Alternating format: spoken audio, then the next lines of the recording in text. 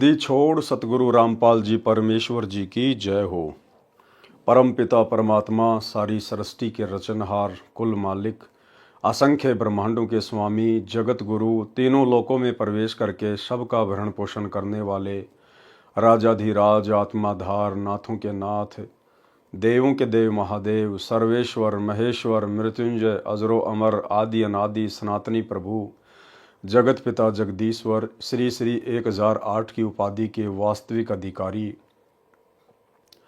अकाल मूरत शब्द स्वरूपी राम वासुदेव, सर्वगतम ब्रह्म, परम पूज्य, प्रथम पूज्य, परम संत, परम पुरुष, परम धनी, परम दयालु, सत्य कबीर, हक्का कबीर, अल्लाहु कबीर, अल्लाहु अकबर, बाखबर, अल्लाह ताला, जगत के तारणहार, जगत के मुक्तिदाता, जगत के जगन्नाथ, हारे के सहारे, हिंदुओं के राम, मुसलमानों के अल्लाह, सिखों के वाहेगुरु, ईसाइयों के मसीह, दया के सागर दयानिधि, करुणा के सागर करुणानिधि, स्वयंभू परिभू, संकट मोचन, कष्ट हरण, मंगल करण, दुख भंजन, अविगत कबीर, निर्विकार निर्विषम परमात्मा, अलय अलेख सतगुरु, आदि अनादि सतगुरु, असली मर्यादा पुरुषोत्तम, असली राम, असली कृष्ण, असली घनश्याम, असली मुरारी, राजाओं के राजा, महाराजाओं के महाराजा, शहंशाहों के शहंशाह, सम्राटों के सम्राट, भगवानों के भगवान, अल्लाहों के अल्लाह, प्रभुओं के प्रभु, मसीहों के मसीह, सच्चे वाहिगुरु, बाबाओं के बाबा, पीरों के पीर, सेठों के सेठ, जगत सेठ, सावड़सा सेठ, सर्वगुण संपन्न, अनंत कोटि कलाओं के स्वामी, अनंत कोटि ब्रह्मांडों के नायक, योगियों में महायोगी, ध्यानियों में महाध्यानी, सिद्धों में परम सिद्ध, ज्ञानियों में तत्वज्ञानी, ब्रह्म ज्ञानी, महाज्ञानी, परम ज्ञानी, सर्वश्रेष्ठ ज्ञानी, विज्ञानी, युवा कबीर, समरथ कबीर, असमवाद, अमित ओजा, सच्चे रहनुमा, करीम अल्लाह, सुभान अल्लाह, दुनिया के अंतिम पैगंबर, 8 सितंबर 1951 से गांव धनाना, जिला सोनीपत, हरियाणा, भारतवर्ष की पावन भूमि पे प्रकट रियल कल की भगवान श्री नारायण साकार हरि, श्री बाबा साहेब, शब्द स्वरूपी राम, संत श्रोमणी सतगुरु रामपाल जी परमेश्वर जी के चरण कमल में साध संगति से जुड़े हुए देश विदेश से हम सभी सत्सेवक भाई बहनों का अनंत कोटि दंडोत प्रणाम। सत्साई भाई और बहनों, दया पूज्य गुरुदेव भगवान की, सतगुरु रामपाल जी परमेश्वर जी की, सारी सृष्टि के मालिक की, जिनके शुभ आशीर्वाद से आप और हम सभी भगत भाई बहन साध संगति से जुड़कर अपने आत्म कल्याण के लिए गुरुदेव के तत्व ज्ञान को आधार बनाकर भक्ति मार्ग पर दृढ़ता के साथ निरंतर आगे बढ़ रहे हैं। भाई और बहनों, पूज्य गुरुदेव जी के विशेष आशीर्वाद से, उन्हीं के कर कमल से लिखित पवित्र पुस्तक कबीर सागर के सरलार्थ के ऊपर वीडियो बनाने की श्रृंखला जारी है। इसी श्रृंखला में आज हमारा ये 58 नंबर का वीडियो है। प्रत्येक वीडियो में गुरुदेव के आशीर्वाद से हमें कुछ न कुछ नया सीखने को मिलता है और गुरुदेव भगवान के कर कमल से लिखित होने के कारण इस पवित्र ग्रंथ को मात्र सुनने या पढ़ने से भी हम ढेर सारे पुण्य के भागी बनते हैं। तो कबीर चरित्र बोध के ऊपर वीडियो बनाए जा रहे हैं। इसी श्रृंखला में हम आगे बढ़ते हैं। पेज नंबर है 563 और आज का विषय है 12 पंथों के नाम। थोड़ा थोड़ा जानकारी परमात्मा हल्की हल्की सी जानकारी उपलब्ध करवा रहे हैं। कबीर सागर अध्याय कबीर चरित्र बोध पृष्ठ 1870 पर 12 पंथों के नाम लिखे हैं, जिनमें 12वां पंथ संत गरीबदास गांव छुड़ानी वाले का लिखा है। मैं रामपाल दास सन 1988 में संत गरीबदास जी के पंथ में संत स्वामी राम देवानंद जी महाराज से दीक्षा लेकर जुड़ा हूं। मैंने 17 फरवरी 1988 फाल्गुन अमावस्या को स्वामी राम देवानंद जी से दीक्षा ली थी। ये दास रामपाल दास हरियाणा प्रांत में सिंचाई विभाग में सिविल कनिष्ठ अभियंता जूनियर इंजीनियर सिविल के पद पर सरकारी नौकरी करता था। स्वामी जी ने सितंबर 1993 में मुझे सत्संग तथा पाठ करने का आदेश दिया। मैं नौकरी भी करता था और छुट्टी वाले दिन पाठ तथा सत्संग भी करता था। फिर मार्च 1994 में मेरे को अपना उत्तराधिकारी बना दिया तथा नामदान करने का आदेश दे दिया। मैं मई 1995 तक तो छुट्टियों में केवल सेवा करता रहा, परंतु मई 1995 में सरकारी नौकरी से त्यागपत्र दे दिया, जो हरियाणा सरकार द्वारा सन 2000 में स्वीकृत किया गया है। नौकरी से त्यागपत्र देकर दिन रात परमेश्वर की सेवा में निकल पड़ा। हजारों की संख्या में नए भगत मेरे शिष्य हो गए।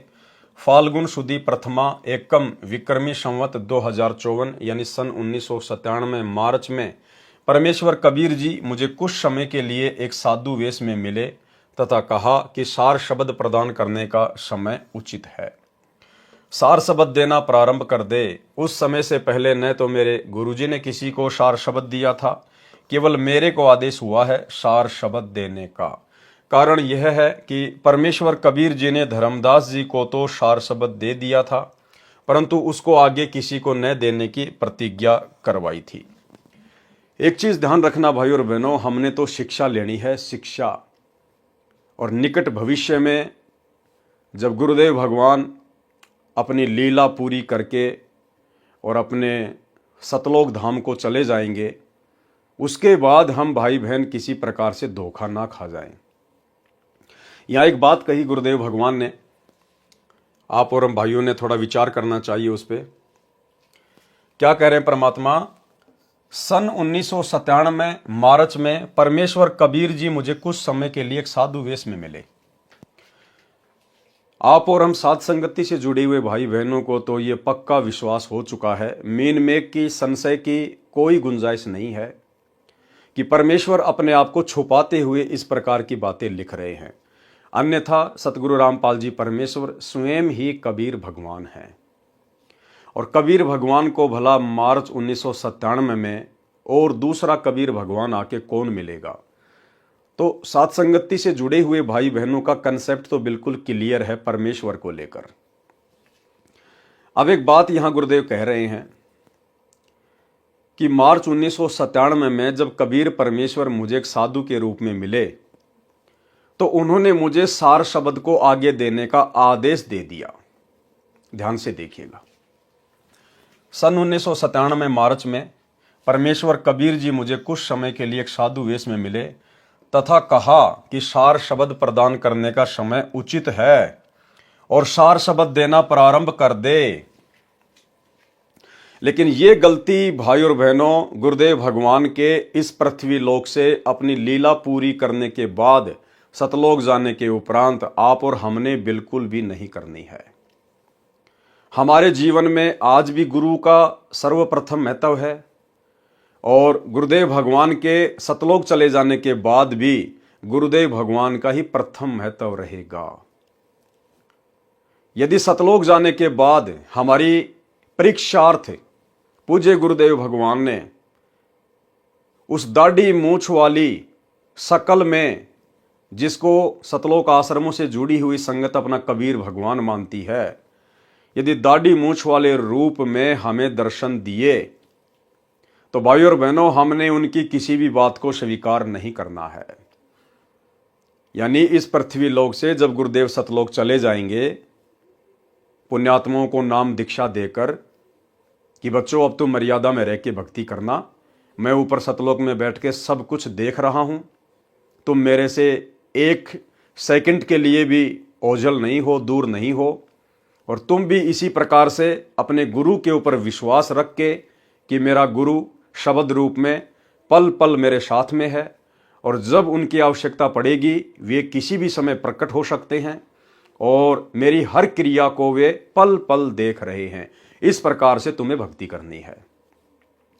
तो गुरुदेव के सतलोक जाने के बाद यदि गुरुदेव ने हमारी परीक्षा के लिए कोई अन्य रूप बना लिया, जिसे ये दुनिया कबीर दास के नाम से जानती है, दाढ़ी मूछ वाला रूप, और गुरुदेव यदि हमारे सामने कभी प्रकट होते हैं या शौपन में कभी आते हैं और यदि वे हमें कोई बात कहते हैं, कोई आदेश देते हैं, तो भाई और बहनों, हमने ये गलती नहीं करनी है। हमने केवल उसी रूप वाले आदेश को स्वीकार करना है जो रूप हमारे पूज्य गुरुदेव जी का होगा। उनके अलावा हमने किसी भी रूप वाले आदेश को स्वीकार नहीं करना है, अन्यथा हम उसी समय फेल हो जाएंगे। अब यहां तो सतगुरु रामपाल जी स्वयं परमात्मा है, ये तो भगवान है। हालांकि भक्ति का जो नियम है वो यही होता है कि शिष्य को केवल अपने गुरु का ही आदेश फॉलो करना होता है, लेकिन सतगुरु तो स्वयं कबीर परमात्मा है, इसलिए इनके ऊपर यह कंडीशन लागू नहीं है। इसलिए गुरुदेव भगवान कह रहे हैं कि 1997 में मुझे कबीर परमात्मा आके मिले और आगे सार शब्द देने का आदेश दिया। जबकि भक्ति नियम अनुसार तो शिष्य ने अपने गुरु की ही बात माननी पड़ती है, और गुरु यदि पूर्ण है तो शरीर त्यागने के बाद भी शिष्य के समक्ष प्रकट हो जाएगा। लेकिन यहां मामला अलग है, क्योंकि यहां जो आदरणीय राम देवानंद जी थे वे केवल सतगुरु रामपाल जी के मुंह बोले गुरु थे। असल में सतगुरु रामपाल जी उनके सतगुरु थे। और 1997 की बात जो गुरुदेव भगवान कह रहे हैं ये केवल अपने आप को छुपाते हुए, और कबीर सागर में परमात्मा ने 600 साल पहले धर्मदास जी के माध्यम से जो वाणी लिखवाई थी कि जब आवे 5500 पांचा तब ये वचन मेरा होगा साचा, तो उस वाणी को सत्य सिद्ध करने के लिए ये 1997 की घटना का गुरुदेव जिक्र कर रहे हैं। जबकि गुरुदेव भगवान को कोई कबीर परमात्मा किसी भी साधु वेश में आके नहीं मिला, ये स्वयं ही कबीर परमात्मा है। क्योंकि हमारे गुरुदेव यदि कोई बात कहते हैं तो भाई और बहनों गुरुदेव उसके 10-10 प्रमाण सामने रखते हैं। जिस प्रकार ब्रह्मा विष्णु महेश के माता पिता हैं, ब्रह्मा विष्णु महेश नाशवान हैं, ये केवल 3 लोक के भगवान है, इनकी जन्म और मृत्यु होती है, इन सभी बातों के गुरुदेव ने 10-10 प्रमाण दिए। लेकिन मार्च 1997 में सतगुरु रामपाल जी को कबीर परमात्मा साधु वेश में मिले और सार शब्द देकर अंतर ध्यान हो गए, इस बात का आपको कहीं कोई प्रमाण, कहीं कोई सबूत नहीं मिलेगा। और ना हमें चाहिए, क्योंकि हमें पता है कि गुरुदेव लीलामय तरीके से ये बात यहां पर क्यों लिख रहे हैं, अपने आप को छुपाते हुए। तो अब हम भाई बहनों ने समझ में आ जानी चाहिए पूरी लीला इस परमेश्वर की, जितनी हमारे लिए समझना आवश्यक है। यानी गुरुदेव के सतलोक जाने के बाद या गुरुदेव के धरती पर रहते सहते गुरुदेव के अलावा हमने किसी के भी भक्ति आदेश को स्वीकार नहीं करना है, यदि वो आदेश गुरुदेव भगवान के तत्व ज्ञान से, उनके सत्संगों से मेल नहीं खाता है। तो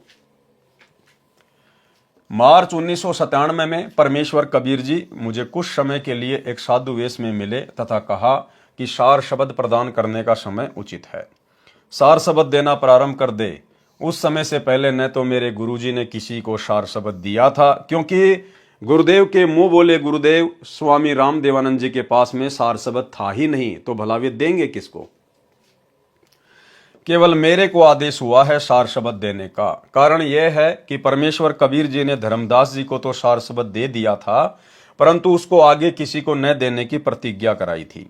धर्मदास जी वृद्ध अवस्था के कारण परिवार मोह में फंसकर प्रतिज्ञा तोड़ना चाहते थे और अपने पुत्र चूड़ामणि को सतनाम तथा सारनाम बताना चाहते थे। तब परमेश्वर कबीर जी ने कहा कि धर्मदास मेरी योजना का नाश मत कर, तेरे पुत्र को मैं दीक्षा दूंगा, मैं ही इसको गुरुपद प्रदान करूंगा। केवल प्रथम मंत्र जो ब्रह्म गायत्री मंत्र है, उस समय केवल 5 नाम ही दिए जाते थे। वे 5 नाम कमलों में बैठे देवी देवताओं के हैं, जो परमेश्वर कबीर जी ने शब्द कर नैनो दीदार महल में प्यारा है में लिखे हैं, तथा वे ही संत गरीबदास जी ने ब्रह्म वेदी नामक अंग में लिखे हैं। परमेश्वर कबीर जी ने ये ही 5 नाम चूड़ामणि जी को दीक्षा में दिए थे। अब सोचो भाई और बहनों, 650 साल पहले परमात्मा ने जिस आत्मा को गुरु पद दिया, जिस आत्मा को निमित्त बनाया, उसको तो केवल बीच बीच के 5 मंत्र ही दे रहे हैं। प्रथम मंत्र भी पूरा नहीं दिया, ना सतनाम दिया, ना सारनाम दिया। फिर भला धर्मदास जी जो अधिकारी नहीं थे, उनको सार शब्द कैसे दे देंगे, उनको सतनाम कैसे दे देंगे। धर्मदास जी को भी केवल बीच बीच के 5 ही मंत्र मिले थे। लेकिन यहां पर गुरुदेव भगवान ने इन बातों का जिक्र करना अति आवश्यक था, ताकि यह सिद्ध हो सके कि ये कबीर परमात्मा इस नाम दीक्षा के प्रोसीजर को 3 चरणों में पूरा करता है। केवल इस बात को सत्य सिद्ध करने के लिए कबीर सागर में इस प्रकार की बातें लिखी हुई है। अन्यथा धर्मदास जी को परमेश्वर जी ने कंप्लीट भक्ति का कोर्स नहीं दिया था, और सार शब्द सार नाम तो उस समय देना ही नहीं था। परमेश्वर ये सार शब्द तो उस आत्मा को देते हैं जो आत्मा स्वयं मिट जाएगी, लेकिन परमेश्वर की मर्यादाओं को खंडित नहीं होने देगी, अपने गुरुदेव के वचन को नहीं तोड़ेगी, वो आत्मा स्वयं टूट जाएगी। जबकि आगे चल के आप देखिएगा धर्मदास जी की क्या हालत हो गई। परिवार मोह में, अपने पुत्र मोह में इस कदर व्याकुल हो गए, परमात्मा के वचन को तोड़ने की सोच बैठे थे। देखिए आगे। तथा वे ही संत गरीबदास जी ने ब्रह्म वेदी नामक अंग में लिखे हैं। परमेश्वर कबीर जी ने यही 5 नाम चूड़ामणि जी को दीक्षा में दिए थे तथा इन्हीं को आगे दीक्षा रूप में देने का आदेश दिया था। चूड़ामणि जी को तो सतनाम जो 2 अक्षर का है, जिसमें एक ओम है तथा एक अन्य मंत्र है, भी नहीं दिया था। यानी चूड़ामणि जी को जो अधिकारी था उसको परमात्मा ने सतनाम भी नहीं दिया था। जब धर्मदास जी अधिक व्याकुल हो गए, कहा कि हे प्रभु, मेरे वंशजों को न तो सतनाम मिला न सार शब्द मिला, इनका कल्याण कैसे होगा? आप तो कह रहे हो कि तेरे 42 वंशों को पार करूंगा। परमेश्वर कबीर जी ने कहा कि जब कलयुग 5505 वर्ष पूरा होगा तब 12वां पंथ चल चुका होगा, जो काल मेरे नाम से चलाएगा। मैं उस 12वें पंथ में चलकर आऊंगा। क्या कह रहे हैं? मैं उस 12वें पंथ में चलकर आऊंगा। और पहले गुरुदेव भगवान जिक्र कर चुके हैं कि ये दास 17 फरवरी 1988 को गरीबदास जी के 12वें पंथ में आदरणीय रामदेवानंद जी से उपदेश प्राप्त करके आ चुका था। तो कबीर कौन हुआ? स्वयं हमारे गुरुदेव भगवान हुए। मैं उस 12वें पंथ में चलकर आऊंगा, तब सर्व सृष्टि दीक्षित होकर भक्ति करके पार होगी, तब तेरे वंशज भी पार होंगे। कबीर परमेश्वर जी ने धर्मदास जी की कमजोरी समझ ली थी। अब बताओ, ऐसी कमजोर आत्मा को जो आगे चलकर अपने गुरु के वचन को तोड़ने जा रही थी, क्या परमात्मा अंतर्यामी नहीं थे? क्या ऐसी आत्मा को परमात्मा वो अनमोल जड़ी बूटी सार शब्द देंगे? कभी नहीं। कबीर परमेश्वर जी ने धर्मदास जी की कमजोरी समझ ली थी। कहा था कि कबीर सागर अध्याय कबीर वाणी में पृष्ठ 137 983 पर, धर्मदास मेरी लाख दुहाई, मूल शब्द कहीं बार न जाई, पवित्र ज्ञान तुम जग में भाखो, मूल ज्ञान गोई तुम राखो। मूल ज्ञान बाहर जो पर ही, बिचली पीढ़ी हंस नहीं तरही, 33 अरब ज्ञान हम भाखा, मूल ज्ञान गोए हम राखा। मूल ज्ञान तुम तब लग छुपाई, जब लगी 12 पंथ मिट जाई। जीव धर्म बोध पृष्ठ 1937 पर लिखा है कि सत्य कबीर वचन, धर्मदास मेरी लाख दुहाई, सार शब्द बाहर ना जाई, सार शब्द बाहर जो परी है, बिचली पीढ़ी हंस नहीं तरी है। युगन युगन तुम सेवा कीन्या, सार शब्द तब ही पहचीन्या, अंकुरी जीव होए जो कोई, सार शब्द अधिकारी सोई। धर्मदास तब वचन उचारा, तारो मोही सहित परिवारा, पितामह सखा समेता, सब ही पार कर कृपा की नेता। तेई अवसर सतगुरु विशाना, का मांगे कछु मांग न जाना, तारो सकल सृष्टि को भाई, तुम तो आप रे उरझाई। या में नहीं कछु दोष तुम्हारा, काल पुरुष तुमरी मति मारा। परमेश्वर कबीर जी ने धर्मदास जी से कहा था कि यह वास्तविक मूल ज्ञान तथा सार शब्द कहीं बाहर यानी तेरे मेरे से अन्य के पास न जाए। यदि यह सार शब्द बाहर चला गया तो बिचली पीढ़ी यानी जब कलयुग 5505 वर्ष बीतेगा, वह कलयुग में भक्ति का मध्य वाला चरण होगा। वह बिचली पीढ़ी का समय कहा है कि हंस पार नहीं हो पाएंगे। कबीर परमेश्वर जी ने कबीर सागर में कबीर वाणी पृष्ठ 137 983 पर स्पष्ट किया है कि प्रथम चरण कलयुग निर्याना, तब मगर मांडो मैदाना। भावार्थ, परमेश्वर कबीर जी ने कलयुग का प्रथम चरण यानी प्रथम पीढ़ी का समय वह कहा है जिस समय वे मगहर नगर से सशरीर सत्यलोक गए थे। इसलिए कहा है कि वह प्रथम चरण होगा। फिर कलयुग के अंत में तो कोई भी व्यक्ति योग्य नहीं रहेगा, सब कृतघ्नी हो जाएंगे। इसलिए बिचली पीढ़ी का समय वह बताया है जब कलयुग 5505 वर्ष पूरा हो जाएगा। इसलिए कहा था कि उस समय तक ये सार शब्द तथा यथार्थ ज्ञान गुप्त रखना है। यह भी स्पष्ट किया है कि मैंने 33 अरब वाणी बोल दी है, परंतु मूल ज्ञान तत्व ज्ञान गुप्त ही रखा है। वह तो 13वें पंथ में आकर सब अंधेरा मिटाऊंगा। क्या कह रहे हैं? वह तो 13वें पंथ में आकर, ये नहीं कहा कि 13वें पंथ में अपनी आत्मा को भेजकर। और जहां जहां परमेश्वर इस प्रकार के शब्दों का यूज करते हैं कि मैं अपना अंश भेजूंगा, तो भाई और बहनों, गुरुदेव भगवान अपने आप को छुपाते हैं और जगह जगह परमात्मा स्पष्ट भी कर रहे हैं कि वह तो 13वें पंथ में आकर सब अंधेरा मिटाऊंगा। और वैसे भी भाई और बहनों, इस काल लोक में फैला ये अज्ञान का अंधेरा उस कबीर परमेश्वर के अलावा भला और मिटा भी कौन सकता है। कबीर बानी पृष्ठ 134 980 पर 13 पंथों के गुण बताए हैं। कहा है कि 12वें पंथ होए उजियारा, 13वें पंथ मिटे शकल अंधियारा। यानी 12वां पंथ जो गरीबदास जी का था, उसमें केवल परमेश्वर के ज्ञान का हल्का हल्का उजियारा होगा, संपूर्ण ज्ञान नहीं होगा। और जब 13वां पंथ शुरू हो जाएगा सन 1994 में, उसके बाद 13वें पंथ मिटे शकल अंधियारा, यानी अज्ञान का फिर नामो निशान ही समाप्त हो जाएगा पूरे विश्व से। भावार्थ, 12वां पंथ संत गरीबदास जी का है। उनके द्वारा परमेश्वर कबीर जी ने अपनी महिमा तथा यथार्थ ज्ञान की वाणी गूढ़ शब्दों में बुलवाई तथा लिखवाई। अब ये दास रामपाल दास उसी संत गरीबदास जी के पंथ से जुड़ा है। ये 13वां पंथ है। अब सब अज्ञान अंधेरा समाप्त हो गया है। कबीर सागर में जीव धर्म बोध पेज 1937 1938 पर जो वाणी ऊपर लिखी है, उनमें धर्मदास जी ने परमेश्वर कबीर जी से याचना की है कि हे प्रभु, मेरे पितामह यानी दादा पिता तथा परिवार को पार कर दो। तब परमेश्वर कबीर जी ने कहा कि तूने क्या मांगा, तुम्हें मांगना भी नहीं आया, मैं तो सारी सृष्टि को पार कर दूं, ये तेरा दोष नहीं है, तेरी बुद्धि काल निरंजन ने समाप्त कर दी है। अब बताओ भाई और बहनों, सार शब्द देने की बाद की बातें हो रही हैं। ये परमात्मा कह रहे तेरी बुद्धि काल ने समाप्त कर दी है। तो वो अंतर्यामी परमात्मा भला धर्मदास जी को कैसे सार शब्द दे देते। तुम्हें मांगना भी नहीं आया, मैं तो सारी सृष्टि को पार कर दूं, ये तेरा दोष नहीं है, तेरी बुद्धि काल निरंजन ने समाप्त कर दी है।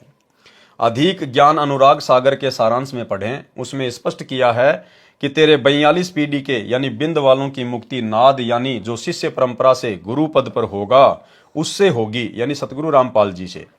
अनुराग सागर पृष्ठ 138 256 से 142 260 तक के सारांश में इसी पुस्तक में पढ़ें। अनुराग सागर के पृष्ठ 142 260 पर बिंद तुम्हारा नाद संग जावे, देखत दूत मन ही पछतावे। यानी धर्मदास जी की जो वंश परंपरा वाले हैं, जो दामा खेड़ा वाले हैं या अन्य जो नकली कबीर पंथी हैं, वो यदि बिंद तुम्हारा यानी धर्मदास जी का बिंद, धर्मदास जी के वंशज नाद संग जावे। नाद कौन? सतगुरु रामपाल जी परमेश्वर, जो कि शिष्य परंपरा के तहत जिन्होंने 1994 में अपना 13वां कबीर पंथ शुरू किया है। उसके बाद देखत दूत मन ही पछतावे, उसके बाद जो काल के दूत हैं वो मन ही मन में पछताएंगे कि ये आत्माएं तो पार हो जाएंगी। परमेश्वर कबीर जी ने जान लिया कि धर्मदास को कोई भी मेरी शिक्षा प्रभाव नहीं कर रही है। अब देखो भाई और बहनों, आपको कितने प्रमाण मिलेंगे कि धर्मदास जी को परमेश्वर ने ओरिजिनल सार शब्द नहीं दिया, ओरिजिनल सार नाम नहीं दिया। यहां बार बार क्या कह रहे हैं गुरुदेव कि धर्मदास के ऊपर मेरी एक भी शिक्षा का असर नहीं हुआ, एक भी शिक्षा का। तो भला कैसे उनको सार नाम दे देते परमात्मा। परमेश्वर कबीर जी ने जान लिया कि धर्मदास को मेरी कोई भी शिक्षा प्रभाव नहीं कर रही है। वृद्ध अवस्था के कारण इसका दिमाग डगमग हो चुका है। तब धर्मदास जी को परमेश्वर कबीर जी उड़ीसा में उस स्थान पर ले गए जहां परमेश्वर कबीर जी ने पत्थर के चोरा यानी चबूतरे पर बैठकर समुद्र को रोककर जगन्नाथ का मंदिर टूटने से बचाया था, जिसे अब जगन्नाथपुरी के नाम से जाना जाता है। धर्मदास जी को वहां ले जाकर परमेश्वर कबीर जी ने ज्ञान पुनः दृढ़ किया। बार बार मन में दोष आने से कि नाम बता दूं अपने परिवार को, जो परमेश्वर कबीर जी यानी गुरु जी की आज्ञा का उल्लंघन करने का विचार था, उससे वे नाम रहित हो चुके थे। उड़ीसा में धर्मदास जी के पुनः तीनों नाम शुद्ध किए। तब धर्मदास जी सचेत हुए और परमेश्वर कबीर जी से कहा कि हे प्रभु, वृद्ध अवस्था के कारण मेरा मन डगमग हो जाता है। मैं कभी गलती करके ये गुप्त भेद अपने परिवार को बता दूंगा, मुझे सतलोक भेज दो, मैं परिवार मोह में फंसा हूं। अब बताओ, सार शब्द तो परमात्मा उस आत्मा को देते हैं जो परिवार मोह से बिल्कुल बाहर निकल जाता है, जिसकी सुरती सतलोक में लग जाती है, जिसको भक्ति और अपने गुरु के अलावा कुछ भी दिखाई नहीं देता। और धर्मदास जी अपनी कितनी बड़ी कमजोरी सिद्ध कर रहे हैं कि भगवान मुझे सतलोक भेज दो, मैं तो बूढ़ा हो गया, मेरा दिमाग डगमग हो गया, मैं कभी भी आपका ये गुप्त भेद अपने वंशजों को बता दूंगा। तो ऐसी आत्मा को भला कैसे परमात्मा वो अनमोल नाम देंगे।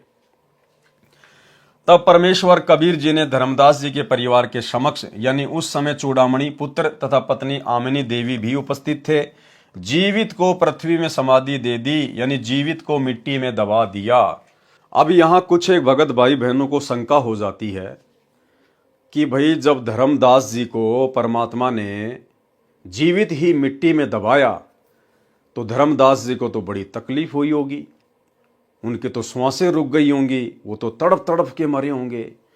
परमात्मा ने ऐसा क्यों किया? भगवान तो वैसे भी शरीर छुड़वा सकता था। तो भाई और बहनों, हमने अपने गुरुदेव भगवान की, अपने परमात्मा की किसी भी लीला पर संदेह व्यक्त नहीं करना चाहिए। परमेश्वर का कोई भी कार्य होता है वो लीलामय होता है। आपको दो उदाहरण देते हैं। सबसे पहला उदाहरण तैमूर लंग का।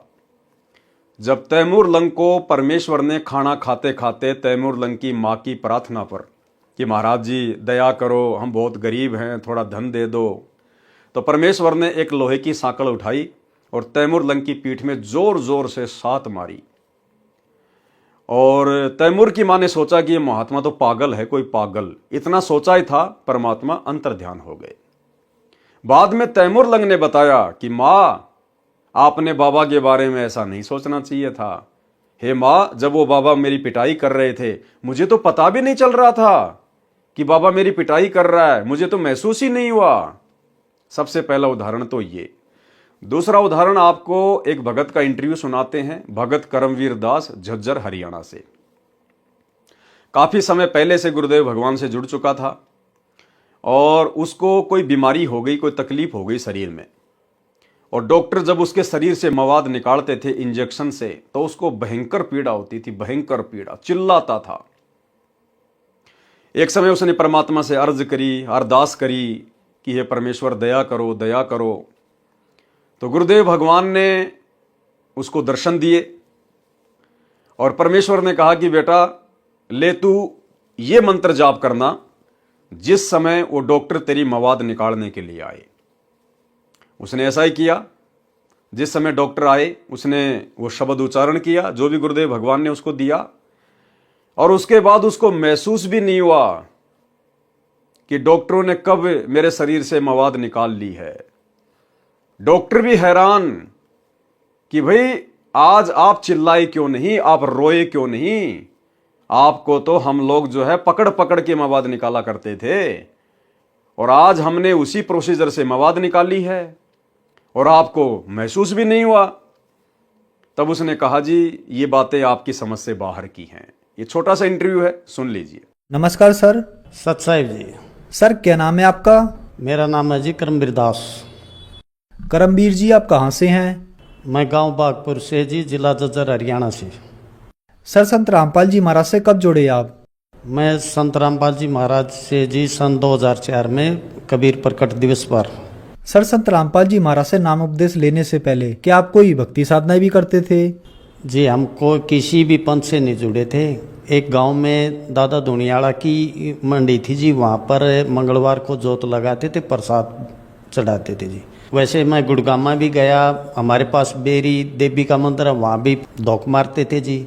मेन मतलब हम किसी की पूजा नहीं करते थे जी। सर जी उनकी हमें भक्ति का उनका ज्ञान ही नहीं था। हम देवी की पूजा करते थे, कढ़ाई करते थे, लेकिन देवी का असली मंत्र का भी नहीं पता था।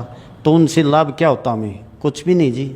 सर संत रामपाल जी महाराज से नाम दीक्षा लेने के बाद आपको क्या लाभ हुए? संत रामपाल जी महाराज से नाम लेने के बाद जी बहुत फायदे हुए जी। पहला फायदा तो यही हुआ मेरे को कि मैं 2006 में जब करोथा कांड आर्य समाज ने किया तो जी आर्य समाज जी मेरी परचून की दुकान थी, गांव में अकेला था और धूम्रपान की कोई चीज़ न रखने के कारण मैं गांव में प्रसिद्ध था। मेरे को यही बोलते थे भाई रामपाल की दुकान पर जाएंगे, तो गैल पढ़ लिए जी। मैंने जी नाम खंडित कर दिया तो एक ने मेरे पे गाल दी जी और मैं बहुत तगड़ा बीमार हो गया। उससे पहले मेरी भविष्यवाणी हो रही थी कि जब आप 42 साल के हो जाएंगे तो आपकी डेथ हो जाएगी, लेकिन वो भविष्यवाणी मैं भूल गया था जी। तो गाल गलने के बाद में मैं इतना बीमार पड़ गया जी, मेरे को पता ही नहीं मेरे साथ क्या हो रहा है। कहीं से भी दवाई लो जी, कोई भी दवाई असर नहीं करें। तो मैं एक दिन गुरुजी ने रात को 12 बजे जब काल कहते हैं कि ये तपस्या पर भूनता है, तो मेरे को महसूस हो रहा था जी, मेरे को मन बिल्कुल नंगा और तपस्या पर काल मेरे को भून रहा था। गुरुजी ने आकर मेरे हाथ पकड़ कर उठाया और कहा, बेटे क्या कर रहे हो? क्या करूं गुरुजी, कि मेरे साथ बंदर गैल पड़ लिए, इसलिए मैंने नाम खंडित कर दिया जी। गुरुजी ने कहा, जी आपको पहले ही सूचित किया गया था कि 2006 में एक तूफान आएगा, लेकिन हम तुच्छ बुद्धि जीव उसको नहीं समझ सके जी। उसके बाद जी मैं मेडिकल में गया। मेडिकल में गुरुजी को मेरे साक्षात दर्शन होते रहे जी। जब जोत बत्ती करता तो गुरुजी जैसे आप मेरे सामने हैं ये है, तो ऐसे गुरुजी मेरे पास रहते और मैं गुरुजी से बातें करता रहता। तो घर वाले कहते इसके दिमाग में फ़र्क हो गया, भाई ये गर्म गोली खा गया, अरे ये कुछ ही बैंडता। गुरुजी ने मेरे को सतलोक दिखाया जी, तीनों लोगों का ज्ञान करवाया। मैं घर की सारी बात बताता रहा, लेकिन गुरुजी घर वालों ने मेरे पे विश्वास नहीं किया। बड़ा भाई तो ये कहता भाई इसके दिमाग में फ़र्क हो गया। जब मैंने कहा कि आपने गरीबदास की वाणी सुनी है, गरीबदास को भी बावला बता दिया था, इस क्या कर ले इस दुनिया साणी को, तो मैं सच बोल रहा हूँ, लेकिन मेरे को विश्वास, मेरी बात पर विश्वास नहीं किया। जब मेरे को मेडिकल रोहतक में ले जाया गया तो मेरे कमर में पानी बता दिया जी। पहले दिन पानी निकालने लगे तो जी पानी नहीं निकला। गुरुजी संत रामपाल जी के दर्शन हुए, वो मेरे साथ में खड़े हो गए, मेरे टीचर के पास मैं पड़ा हुआ था। तो संत गुरु रामपाल जी महाराज ने से मैंने अरदास लगाई, गुरुजी ये मेरे कमर में पानी बताते हैं, पानी है नहीं। गुरुजी ने आदेश दिया, वो पानी तो कल भी नहीं था और आज भी नहीं निकला। माँ गुरुजी ये फिर मेरे को वैसे करते हैं, दर्द इतना होता कि धरती आसमान एक हो जाता। तो संत रामपाल जी महाराज ने मेरे को एक विधि बताई, मैं अपने आपे से, अपने शरीर से बाहर हो गया। अब भाई जब भी ये क्रिया करते हैं, ये अपना काम करते हैं, इनके कार्य में बाधा मत डालो, और जो करते हैं कर रहे हैं। जो आपकी बीमारी थी वो मैंने काट दी, अब तो ये आपने क्रिया करने दो। अगले दिन जी फिर मेरे को पानी की चेकिंग के लिए गए। मैंने डॉक्टर से कहा, माँ डॉक्टर साहब मेरी पर्ची पर लिख दो, मेरी कमरे में पानी नहीं है। डॉक्टर साहब ने भी मना कर दिया, लेकिन ये कहा भाई पानी तो है नहीं, लेकिन आप चेक करवाओगे तो मैं आपको लिखूँगा, वैसे नहीं लिखूँगा। फिर मेरे गुरुजी संत रामपाल जी द्वारा बताई विधि मेरे याद आई। मैंने कहा जी निकाल लो। बेंच पर लेट गया और गुरुजी के ने जो विधि बताई थी संत रामपाल जी महाराज ने, उस विधि का मैंने स्मरण किया। तो उन्होंने पानी निकाला, पानी निकला नहीं। मेरे को पता नहीं मेरे साथ क्या हो रहा है। तो जब वो कहे, बड़ा भाई था, छोटा लड़का था जी, तो वो कहने लगे चल भाई उठ। तो मैं हंस रहा था, तो वो कहने लगे भाई कल तो तू किलकी मार के रो रहा था, आज तू हंस रहा है। मैंने उनको यही कहा, आज मेरे पास कोई शक्ति थी, मालिक मेरे साथ में खड़े थे, उन्होंने मेरे को ये दिया, मेरे को किसी प्रकार का भी कोई दर्द नहीं हुआ। तो भाई और बहनों, आप लोगों को यकीन हो जाना चाहिए, जब ये परमात्मा अपनी लीला करता है तो लीला को कोई समझ भी नहीं पाता है। तो हमने अपने गुरुदेव भगवान की किसी भी बात के ऊपर संशय या संदेह व्यक्त नहीं करना चाहिए। परमात्मा जो करते हैं वही करते हैं जो उनको उचित लगता है, तो हमने कोई संदेह नहीं करना चाहिए। पुण्यात्माओं, विचार करो, सतनाम तथा सार शब्द सुरक्षित रखने के लिए अपनी प्यारी आत्मा धर्मदास जी को भी जीवित पृथ्वी में दबा दिया, तो वे मंत्र कितने महत्वपूर्ण हैं। जैसा कि धर्मदास जी से परमेश्वर कबीर जी ने कहा है, जीव धर्म बोध पृष्ठ 1934 पर, युगन युगन तुम सेवा कीन्या, ताते सार शब्द में चीन्या। भावार्थ, हे धर्मदास, तुमने युगों युगों भक्ति की है, तब तुझे ये सार शब्द समझ में आया है, तब ही ये तुझे मिला है। तो हे प्रिय पाठकों, विचार करो, आप पिछली पीढ़ी में जन्मे हो और जिन्होंने दीक्षा ले ली और अब सार शब्द भी मिल चुका है, तो आप कितने पुण्यकर्मी हो। इसलिए यह दीक्षा लेकर मर्यादा में रहकर भक्ति करके कल्याण करवाना। संत गरीबदास जी ने कहा है कि ये संसार समझदा नाही, कहंदा शाम दोपहरे नू, गरीबदास ये वक्त जात है, रो गए इस पैरे नू। कबीर चरित्र बोध पृष्ठ 1870 पर 12 पंथों के नाम लिखे हैं। नंबर 1, नारायण दास का पंथ। वास्तु में यह चूड़ामणि वाला पंथ है जो धर्मदास के वंश द्वारा दामाखेड़ा में चलाया जा रहा है। पूरा विवरण इसी पुस्तक में कबीर बाणी के पृष्ठ 134 980 से 137 983 तक के सारांश में पढ़ें, जिस पर पहले वीडियो बन चुका है। कृपया देखें कबीर सागर की अध्याय कबीर चरित्र बोध के पृष्ठ 1870 की फोटोकॉपी, जिसमें 12वां पंथ गरीबदास जी का है। ये सत्य है। दूसरा, जागू यानी यागू दास ये भी ठीक है, शेष सब सत्य हैं, परंतु प्रथम नारायण दास गलत है, क्योंकि नारायण दास ने तो परमेश्वर कबीर जी का ज्ञान स्वीकार ही नहीं किया था। वे तो आजीवन श्री कृष्ण पुजारी रहे थे। आज भी बांधवगढ़ में श्री कृष्ण जी का मंदिर विद्यमान है। ये उसकी फोटोकॉपी है जो गुरुदेव भगवान ने यहाँ पर लगाई है। कबीर चरित्र बोध पृष्ठ 1871 पर महाप्रलय का वर्णन गलत है। यथार्थ वर्णन इसी पुस्तक में पृष्ठ 71 से 77 तक पढ़ें, जिसके ऊपर पहले वीडियो बन चुके हैं। कबीर चरित्र बोध पृष्ठ 1874 से 1876 तक कबीर जी का सत्यलोक गमन का वर्णन है। ये बहुत ठीक है। यथार्थ जानकारी कृपया आगे पढ़ें। कबीर चरित्र बोध पृष्ठ 1876 पर लिखा है कि कबीर जी का आदि में यानी पहले कोई शरीर नहीं था तथा न अंत में मगर में कोई शरीर था। वह तेज पुंज का प्राकाट्य था। लेखक का भावार्थ है कि कबीर जी निराकार हैं। कबीर चरित्र बोध पेज 1884-1885 पर कबीर जी के लोक और हंसों का वर्णन गलत है। लिखा है कि जब मुक्त हंस सतलोक में जाता है तो उसके शरीर का प्रकाश करोड़ों सूर्य तथा चांद से भी अधिक हो जाता है। यह गलत वर्णन है। यथार्थ ज्ञान यह है कि एक मुक्त हंस के शरीर का कुल प्रकाश 16 सूर्यों के समान होता है। कबीर चरित्र बोध पेज 1886 पर लिखा है कि जब संसार से मुक्त होकर जीव शतलोक में प्रवेश करता है तो वहां के हंस यानी जीव नीचे से गए हंसों की आगवानी के लिए सतलोक से बाहर निकलते हैं, गले मिलते हैं, प्रसन्न होकर कहते हैं कि बहुत दिनों से बिछुड़े हंस आज हमसे मिले हैं। सब मिलजुल कर सत्य पुरुष के दर्शन कराने को लेकर जाते हैं। सत्य पुरुष के निकट जाकर दंडवत प्रणाम करते हैं। शतलोक में वास यानी निवास करते हैं। आओ विचार करें। एक तरफ तो कबीर पंथी कहते हैं कि शतलोक में सत्य पुरुष केवल प्रकाश है, साकार नहीं है। फिर सत्य पुरुष के दर्शन करना, उसके निकट जाकर दंडवत प्रणाम करना, ये भी लिखा है। फिर लिखा है कि जब नीचे से मुक्त सतलोक जाते हैं तो वहां के निवासी सतलोक से बाहर निकल कर आते हैं। क्या सतलोक कोई चूहों का घर या बिल है? उससे निकल कर बाहर आते हैं। यह है उआबाई का ज्ञान जो अनुभवहीन व्यक्तियों द्वारा कहा गया है। यथार्थ ज्ञान आप जी इसी पुस्तक में सृष्टि रचना में पढ़ें। कबीर चरित्र बोध में आप जी ने सत्य तथा असत्य ज्ञान पढ़ा। कबीर चरित्र बोध तो बहुत है, परंतु यहां लिखने लगूं तो इतनी मोटी पुस्तक और तैयार हो जाएगी, इसलिए यह अलग से लिखी जाएगी। फिर भी परमेश्वर को पहचानने के लिए पर्याप्त विवरण लिखा है। प्रभु कबीर जी का मगर से सशरीर सतलोक गमन तथा सूखी नदी में नीर बहाना। उसके बाद इस भ्रम को तोड़ने के लिए कि जो मगर में मरता है वह गधा बनता है और काशी में मरने वाला स्वर्ग जाता है, बंदी छोड़ कहते हैं कि सही विधि से भक्ति करने वाला प्राणी चाहे वह कहीं पर भी प्राण त्याग दे, वह अपने सही स्थान पर ही जाएगा। इस प्रकार भाइयों और बहनों, आज गुरुदेव भगवान की गैर हाजिरी में आप यदि मर्यादा में है और सही भक्ति कर रहे हैं तो आपने कहीं भी किसी भी सतलोक आश्रम में जाकर धक्के खाने की आवश्यकता नहीं है। परमात्मा शब्द रूप में पल पल आपके साथ है। यदि आप मर्यादित हैं तो, यदि आप गुरु को परमात्मा मान रहे हैं तो परमेश्वर आपके घर पर, आपके घट में पल पल विराजमान है। उन अज्ञानियों का भ्रम निवारण करने के लिए कबीर साहिब ने कहा कि मैं मगर में मरूंगा और सभी ज्योतिषी वाले देख लेना कि मैं कहां जाऊंगा, नरक में जाऊंगा या स्वर्ग से भी ऊपर शतलोक में।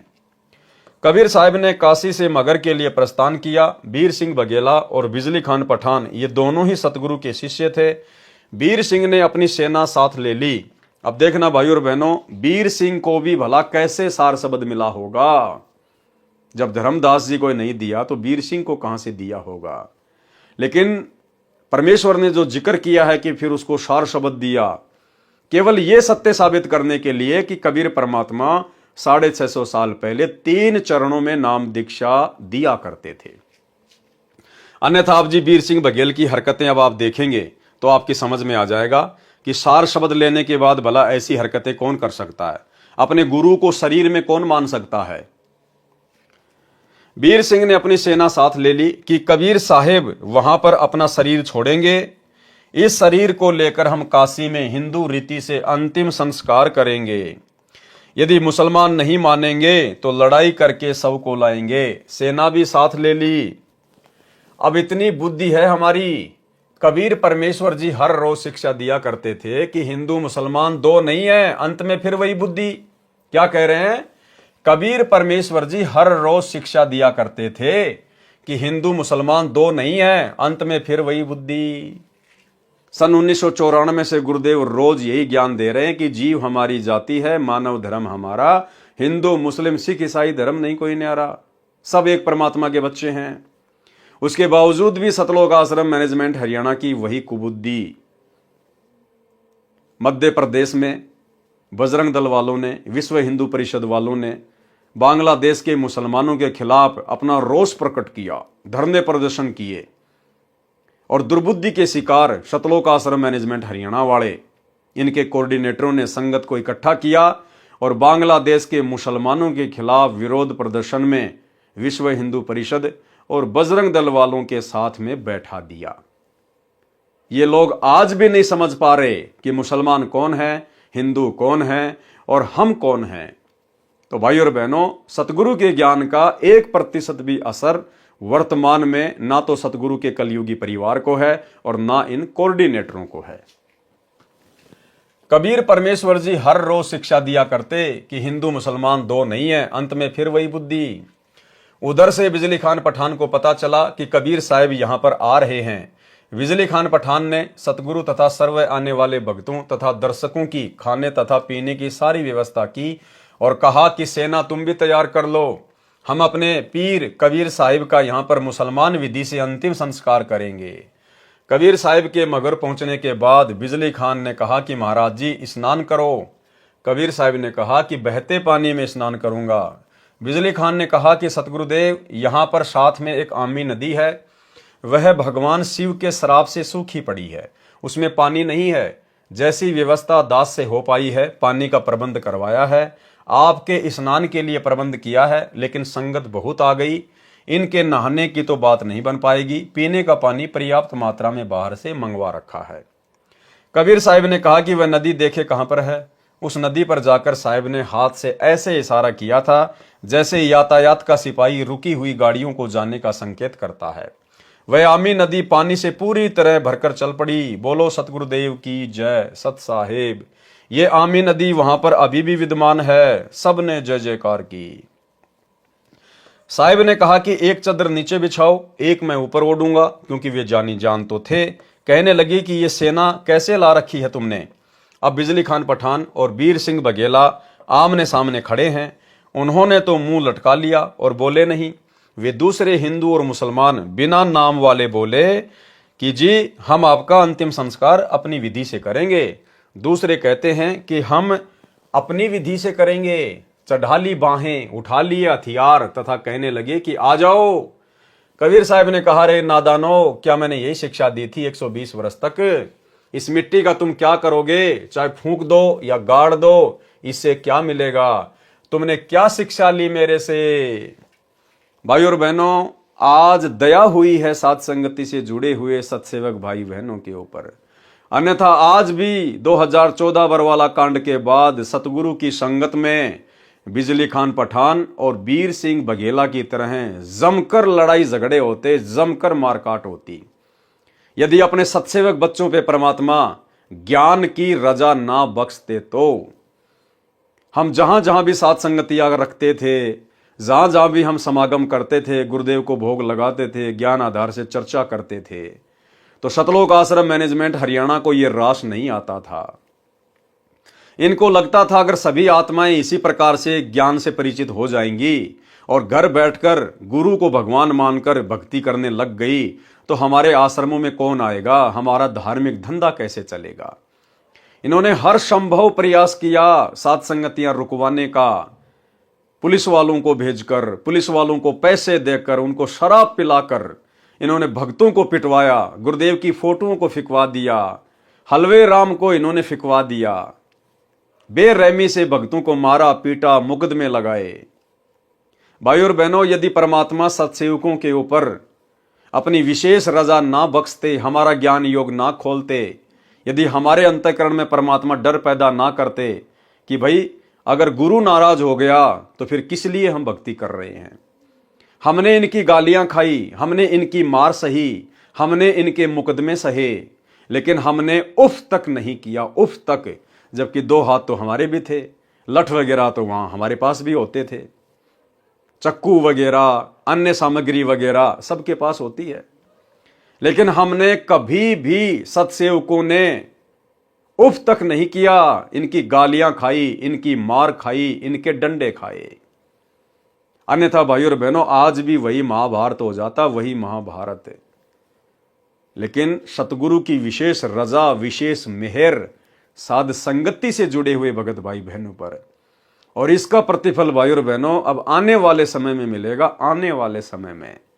क्योंकि सतगुरु के विशेष नजदीक, उनकी विशेष सेवाओं में केवल सत्सेवक भाई बहन ही 24 घंटे उपस्थित रहेंगे।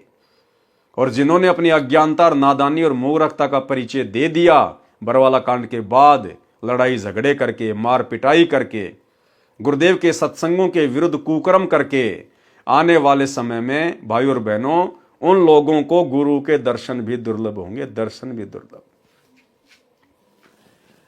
इससे क्या मिलेगा? तुमने क्या शिक्षा ली मेरे से? सुन लो, यदि झगड़ा कर लिया तो मेरे से बुरा नहीं होगा। वे जानते थे कि ये कबीर साहिब परम शक्ति युक्त हैं, यदि कुछ कह दिया तो बात बिगड़ जाएगी। शांत हो गए, पर मन में यही था कि शरीर छोड़ने दो, हमने तो यही करना है। वे तो जानी जान थे, उस दिन गृह युद्ध शुरू हो जाता, सत्यानाश हो जाता, यदि साहिब अपनी कृपया न बख्शते। कबीर साहिब ने कहा कि एक काम कर लेना, तुम मेरे शरीर को आधा आधा काट लेना, परंतु लड़ना मत। ये मेरा अंतिम आदेश सुन लो और मानो। इसमें जो वस्तु मिले उसको आधा आधा कर लेना। महीना माघ शुक्ल पक्ष तिथि एकादशी विक्रमी संवत 1575 1575 सन 1518 को कबीर साहिब ने एक चदर नीचे बिछाई और एक ऊपर ओढ़ ली। कुछ फूल कबीर साहिब के नीचे वाली चदर पर 2 इंच मोटाई में बिछा दिए। थोड़ी सी देर में आकाशवाणी हुई कि मैं तो जा रहा हूं सतलोक में, सुरग से भी ऊपर। देख लो चद्दर उठाकर, इसमें कोई शव नहीं है। जो वस्तु है वे आधी आधी ले लेना, परंतु लड़ना नहीं।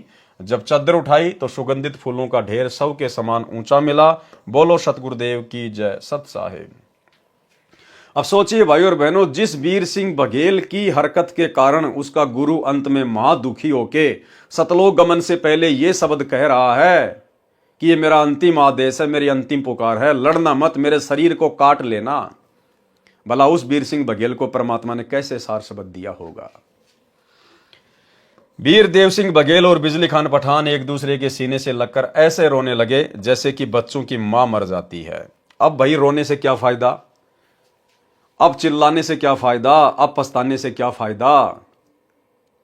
जब समय था उस समय सतगुरु को पहचानते, सतगुरु की शिक्षाओं पे चलते, अमल करते। अब सतगुरु के जाने के बाद तुम कितने बड़े भगत बन जाओ, तुम कितने पश्चाताप करो, उन चीजों का कोई लेना देना नहीं होता। फिर तो वहां पर रुदन मच गया। हिंदू और मुसलमानों का प्यार सदा के लिए अटूट बन गया। एक दूसरे को सीने से लगाकर हिंदू और मुसलमान रो रहे थे। कहने लगे कि हम समझे नहीं, ये तो वास्तव में अल्लाह आए हुए थे। और यही गलती, यही पश्चाताप आने वाले दिनों में सतलोक आश्रम मैनेजमेंट हरियाणा, गुरुदेव का कलयुगी परिवार, ये कोऑर्डिनेटर और इन सतलोक आश्रमों से जुड़ी हुई तमाम संगत को होने वाला है कि भाई यदि हम भी समय रहते साध संगति से जुड़ जाते, अपने गुरु को भगवान मान के, घर को आश्रम बना के, ज्ञान को आधार बना के भक्ति करते, तो हमारा जीवन सफल हो जाता। लेकिन भाई अब तो कुछ भी हाथ नहीं आया। और ऊपर आकाश में प्रकाश का गोला जा रहा था। बोलो सतगुरुदेव जी की जय, सत साहिब। तो वहां मगर में दोनों धर्मों, हिंदुओं तथा मुसलमानों ने एक एक चद्दर तथा आधे आधे सुगंधित फूल लेकर 100 फुट के अंतर में एक एक यादगार भिन्न भिन्न बनाई, जो आज भी विद्यमान है। तथा कुछ फूल लाकर काशी में, जहां कबीर साहिब एक चबूतरे पर बैठकर सत्संग किया करते थे, वहां काशी चोरा नाम से यादगार बनाई। अब वहां पर बहुत बड़ा आश्रम बना हुआ है। मगर में दोनों यादगारों के बीच में एक सांझला द्वार भी है। आपस में कोई भेदभाव नहीं है। ये उसके चित्र हैं। मगर स्थान जहां पर हिंदुओं तथा मुसलमानों द्वारा बनाई गई 7-7 यादगार। हिंदू और मुसलमान ऐसे रहते हैं कि जैसे माँ जाए भाई रहा करते हैं। उनसे हमने बात की थी तो उन्होंने कहा कि हमारी आज तक धर्म के नाम पर कोई लड़ाई नहीं हुई। वैसे कहाँ सुनी तो घर के घर में हो जाती है, फिर भी हमारी आपस में धर्म के नाम पर लड़ाई नहीं होती है। बिजली खान पठान ने दोनों यादगारों के नाम 500 बीघा जमीन दी, जिसमें हिंदू तथा मुसलमान अपने प्रबंधक कमेटी बनाकर व्यवस्थित किए हैं। ये दास संत रामपाल दास जी महाराज अपने सैकड़ों सेवकों सहित 3 बार इस ऐतिहासिक धार्मिक स्थल को देखकर आ चुके हैं। वहां जाकर ऐसा लगता है जैसे हमने सच्चाई का खजाना प्राप्त हो गया हो। बोलो सतगुरुदेव जी की जय। सत साहेब। गरीबदास जी महाराज जी की वाणी से पारक का अंग। चले कबीर मगर के ताई, तहां वहां फूलन सेज बिछाई। दोनों दिन अधिक प्रभाऊ, दोषी दुश्मन और सब साऊ। तहां बिजली खा चले पठाना, वीर सिंह बघेला पद परवाना। काशी उमटी चली मगर को, कोई न पावे तास डगर को। वैरागी सन्यासी जोगी, चले मगर को शब्द वियोगी। 3 रोज में पहुंचे जाई, तहां वहां सुमरण राम खुदाई। दहू दीन है बाहा जोरी, शस्त्र बांधी लिए भय गोरी। वह गाड़े वह जारन कहीं, दोनों दिन अधिक सो फही। तहां कबीर कहीं एक भाषा, शस्त्र करे सो ताही तलाका। शस्त्र करे सो हमरा द्रोही।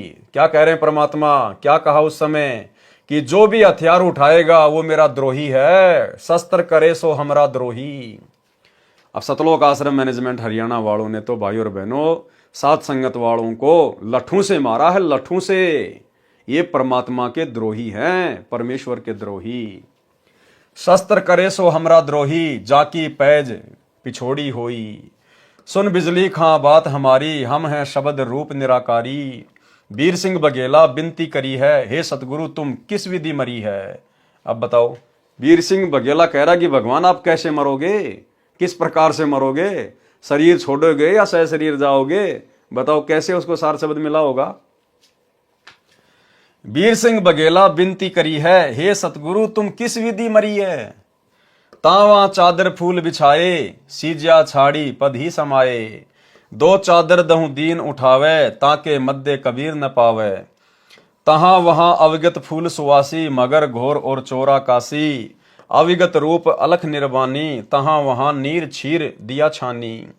दोहा, शंख जुगन जुग जगत में, पद परवानी है न्यार। गरीब दास कबीर हुरी, अविगत अधरी आधार। बंदी छोड़ गरीबदास जी महाराज जी की वाणी से सदग्रंथ प्रश्न नंबर 781 782। कीन्या मगर पियाना सतगुरु, कीन्या मगर पियाना सतगुरु, कीन्या मगर पियाना हो।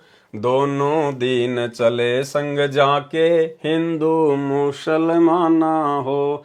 दोनों दिन चले संग जाके, हिंदू मुसलमाना हो। मुक्ति खेत को छोड़ चले हैं, तज काशी अस्ताना हो। मुक्ति खेत को छोड़ चले हैं, तज काशी अस्ताना हो। शाह सिकंदर कदम लेते हैं, शाह सिकंदर कदम लेते हैं, बादशाह सुल्ताना हो।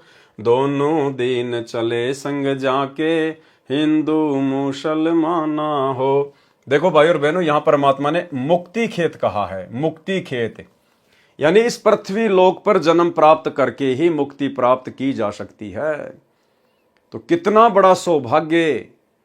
ये आप और हमारी अपनी कोई कोशिश नहीं है। गुरुदेव भगवान हमें इस 21 ब्रह्मांड के असंख्य छोटे छोटे ब्रह्मांडों से निकाल निकाल के और इस पृथ्वी लोक पर मनुष्य शरीर में, स्त्री या पुरुष के शरीर में और इस कलयुग की बिचली पीढ़ी में लेके आए हैं। अन्यथा भाई और बहनों, मोक्ष के तो केवल सपने ले सकते हैं। इस पृथ्वी लोक पर मनुष्य शरीर प्राप्त किए बिना और इस पूर्ण सतगुरु की शरण में आए बिना, और वो भी एक कलयुग की बिचली पीढ़ी, मोक्ष संभव नहीं। तो ये सारा का सारा जुगाड़ गुरुदेव भगवान ने स्वयं जोड़ा है, इसलिए हमने इसको सीरियस लेना है। 4 वेद के वक्ता संग है, खोजी बड़े बयाना हो। 4 वेद के वक्ता संग हैं, खोजी बड़े बयाना हो। सालिग्राम सूरत से सेवै, सालिग्राम सूरत से सेवै, ज्ञान समुंदर दाना हो। दोनों दिन चले संग जाके, हिंदू मुसलमाना हो। सट दर्शन जाके संग चाले, गावत वाणी नाना हो। सट दर्शन जाके संग चाले, गावत वाणी नाना हो। अपना अपना इष्ट संभाले, अपना अपना इष्ट संभाले, बाचे पोथी पाना हो। दोनों दिन चले संग जाके, हिंदू मुसलमाना हो। चादर फूल बिछाए, सतगुरु देखे सकल जिहाना हो। चादर फूल बिछाए, सतगुरु देखे सकल जिहाना हो। चार दाग से रहत जुलैदी, चार दाग से रहत जुलैदी, अविगत अलख अमाना हो। दोनों दिन चले संग जाके, हिंदू मुसलमाना हो। वीर सिंह बघेला कर विनती, बिजली खान पठाना हो। वीर सिंह बघेला कर विनती, बिजली खान पठाना हो। दो चादर बख्शीस करी है, दो चादर बख्शीस करी है, दीन्यायो परवाना हो। दोनों दिन चले संग जाके, हिंदू मुसलमाना हो। नूर नूर निर्गुण पद मेला, देख भय हैराना हो। नूर नूर निर्गुण पद मेला, देख भय हैराना हो। पद ल्यो लीन भय अविनाशी, पद ल्यो लीन भय अविनाशी, पाए पिंड ना प्राणा हो। दोनों दिन चले संग जाके, हिंदू मुसलमाना हो। शब्द स्वरूप साहेब सरबंगी, शब्दें शब्द समाना हो। शब्द स्वरूप साहेब सरबंगी, शब्दें शब्द समाना हो। दास गरीब कबीर अरस में, दास गरीब कबीर अरस में, फर्क ध्वजा निशाना हो। दोनों दिन चले संग जाके, हिंदू मुसलमाना हो। जब कबीर साहेब सतलोक जा रहे थे, उस समय आदि माया प्रकृति ने फिर जाल बिछाया। एक सुंदर स्त्री अप्सरा का रूप बनाकर कबीर साहेब को भोग विलास के लिए प्रेरित करती है। ये शिक्षा है भाई और बहनों, आप और हमारे लिए।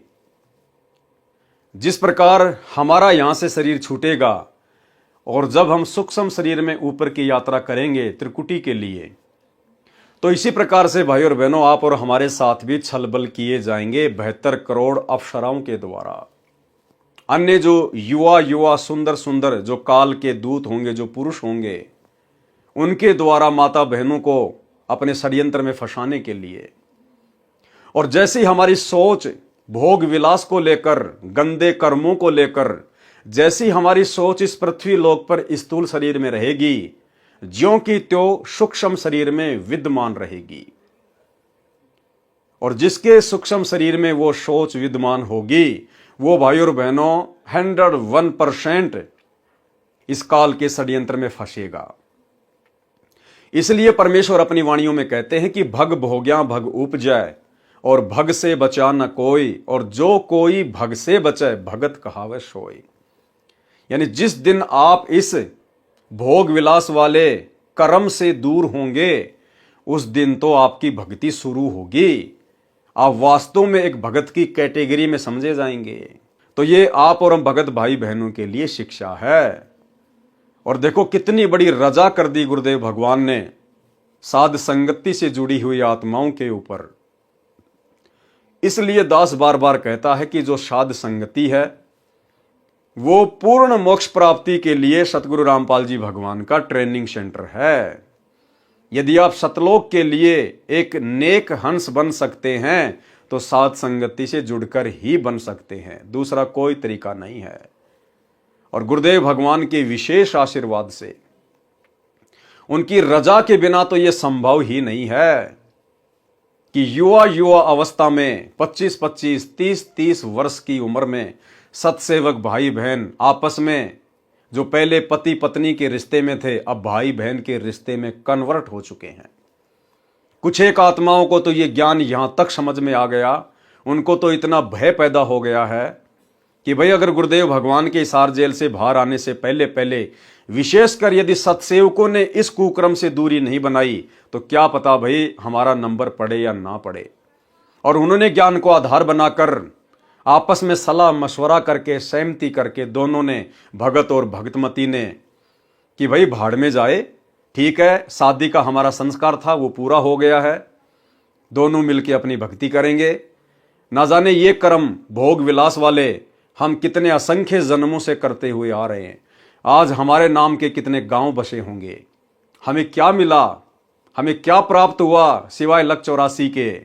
तो ये शरीर तो हमने अपने गुरुदेव के चरणों में समर्पित करना पड़ेगा। कोटि शीश तूने दे दिए यम राजा की फेट, एक शीश दे के देख ले सतगुरु अपने की भेंट। तो उन भाई बहनों ने तो, जिनके संतान भी नहीं है, उन्होंने भी भाई बहन के रिश्ते कायम कर लिए कि भैया मुक्ति चाहिए, मोक्ष चाहिए। ये कुकर्म करते तो असंख्य जन्म बीत गए। और यदि भाई और बहनों हमारी यही भावना यहां पर बनी रही तो जैसे ही हमारा शरीर छूटेगा तो सूक्ष्म शरीर में वही भावना रहेगी और काल हमें झपलेगा, क्योंकि यह तो हमें महसूस होगा ही नहीं कि हम त्रिकुटी की यात्रा पे जा रहे हैं। महसूस यही होगा कि हम तो किसी समागम में जा रहे हैं, सत्संग में जा रहे हैं, पता ही नहीं चलेगा। और वो हरकतें कर बैठेंगे, मन में वो दोष पैदा कर बैठेंगे। तो गुरुदेव भगवान अपने ऊपर लेकर आप और हमें समझा रहे हैं कि जब मैं मगहर से ऊपर जाने लगा, एक आम संत का रूप बनाकर, वो माया, वो दुर्गा मुझे पहचान नहीं पाई, मुझे जान नहीं पाई, और मेरे ऊपर डोरे डालने के लिए, मुझे अपने साथ में भोग विलास के लिए प्रेरित करने के लिए एक सुंदर स्त्री का रूप बनाकर, जिसको देखते आदमी पागल हो जाए, ऐसा रूप बना के मेरे सामने आई। गुरुदेव समझाना चाह रहे हैं कि तुम्हारे साथ भी यही होगा। इसलिए अपनी उस गंदी सोच को, उस गंदे कर्म को इस पृथ्वी पर, इस स्थूल शरीर में ज्ञान को आधार बना के त्याग दो। जब कबीर साहिब सतलोक जा रहे थे, उस समय आदि माया प्रकृति ने फिर जाल बिछाया। एक सुंदर स्त्री अप्सरा का रूप बनाकर कबीर साहिब को भोग विलास के लिए प्रेरित करती है। शब्द बंदी छोड़ गरीबदास जी महाराज जी की वाणी से, सदग्रंथ साहिब पेज नंबर 782। देखा मगर जहूरा सतगुरु, देखा मगर जहूरा सतगुरु, देखा मगर जहूरा हो। काशी में कीर्ति कर चाले, झिलमिल देही नूरा हो। काशी में कीर्ति कर चाले, झिलमिल देही नूरा हो। माया आदि अरस से उतरी बनी अप्सरा हूरा हो।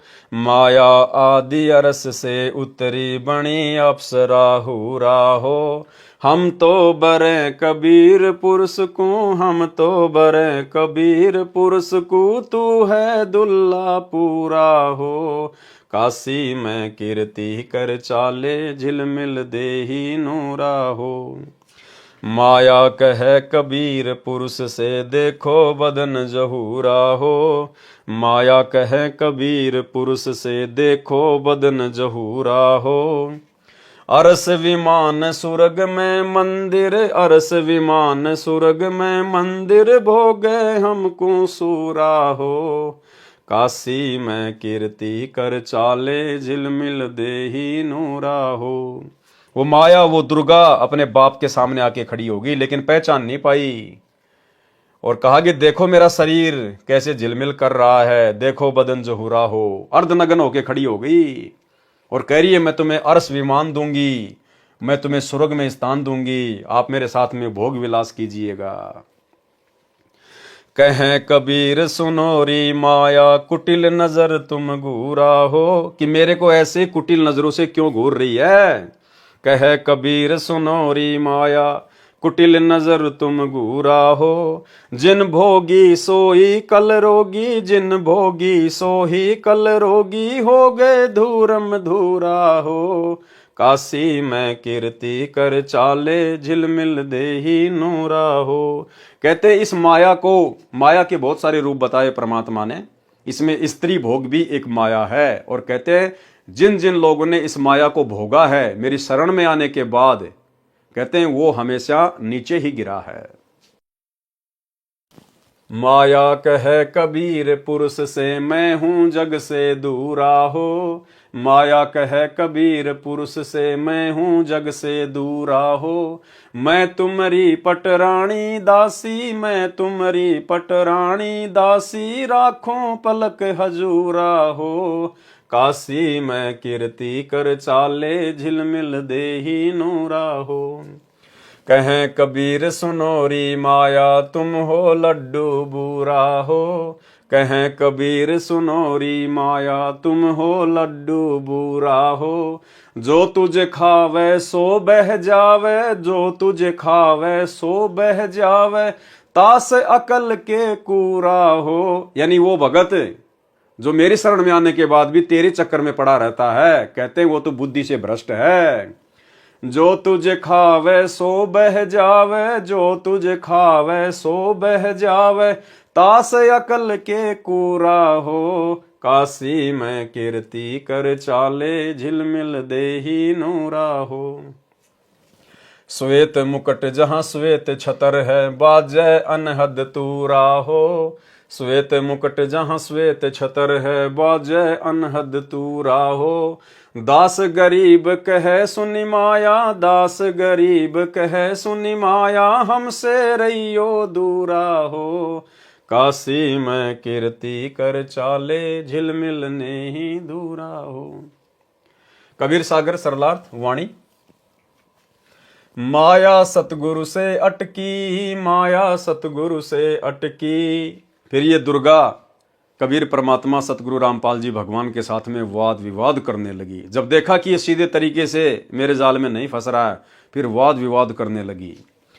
माया सतगुरु से अटकी, माया सतगुरु से अटकी, जोगनी हमरे क्यों भटकी, जोगनी हमरे क्यों भटकी। कि मेरे रास्ते में क्यों आ रही है, मैं तो भगत हूं परमात्मा का, मुझे तो मोक्ष प्राप्त करना है, मैं इस माया वाया के चक्कर में पड़ने वाला नहीं हूं। यानी आप और हमारी भी सोच यही होनी चाहिए। यदि हमारे सामने भी जब हम त्रिकुटी की यात्रा करेंगे और अगर इस प्रकार की परिस्थितियां पैदा हो गई तो, लेकिन उस समय हम सामना जब करेंगे जब हम धरती पर वर्तमान में भक्ति करते करते इतनी दृढ़ता अपने अंदर पैदा करेंगे। हम तो भगली गर जोगी, हम तो भगली गर जोगी, हम ना माया के भोगी, हम ना माया के भोगी। अब जो वर्तमान में ही कार कोठी बनाने में, अपने बच्चों को बड़े बड़े इंजीनियर डॉक्टर बनाने में जो भगत लगे हुए हैं, बड़ी बड़ी स्कूलों में बड़ी बड़ी कोचिंग में पढ़ा रहे हैं, प्लाट पे प्लाट लेके पटके हुए हैं, वो भला फिर वहां कैसे बचेंगे। तो क्या कहा परमात्मा ने, हम नहीं माया के भोगी, हम नहीं माया के भोगी। तो मैं झगड़ा है भारी, तो मैं झगड़ा है भारी, मारे बड़ छतर धारी, मारे बड़ छतर धारी। सेवा कर सुमन की, सेवा कर सुमन की, हमको लागत है फीकी, हमको लागत है फीकी। यानी दुर्गा ने परमात्मा को बहुत सारे लोभ दिए और जो है प्रलोभ दिए, लेकिन परमात्मा ने कहा कि मेरे लिए तो सब फीके हैं, मेरी सुरती तो सतलोक में है। हमको लागत है फीकी, हमको लागत है फीकी। हमरी सार नहीं जानी, हमरी सार नहीं जानी, अरे तुत गाल दई घाणी, अरे तुत गाल दई घाणी।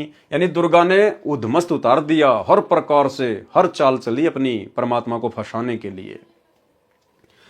चलती फिरती क्यों नाही तू, चलती फिरती क्यों नाही, हम रहते अवगत पद माही, हम रहते अवगत पद माही। हम रहते अवगत पद माही यानी हमारा ध्यान उस अविगत पद में है, हमारी सुरती सतलोक में है। हम यहाँ के किसी भी भोग के इच्छुक नहीं है। इंद्रदा राज कागदा विष्टा ना भोगा इंद्राणी नु। हमारे असली ज्ञान का भाई और बहनों उस समय पता चलेगा जब हम त्रिकुटी की यात्रा करेंगे, जब हमारे सामने रखे जाएंगे लोभ वो परलोभ।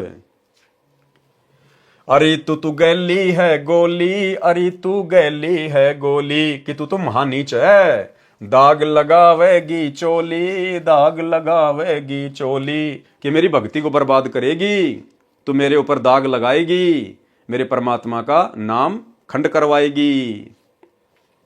मेरा अंजन है नूरी, मेरा अंजन है नूरी, अंदर में कह कस्तूरी, अंदर में कह कस्तूरी। यानी अपनी विशेषता बता रही है कि मैं तेरे को कितना आनंद दूंगी।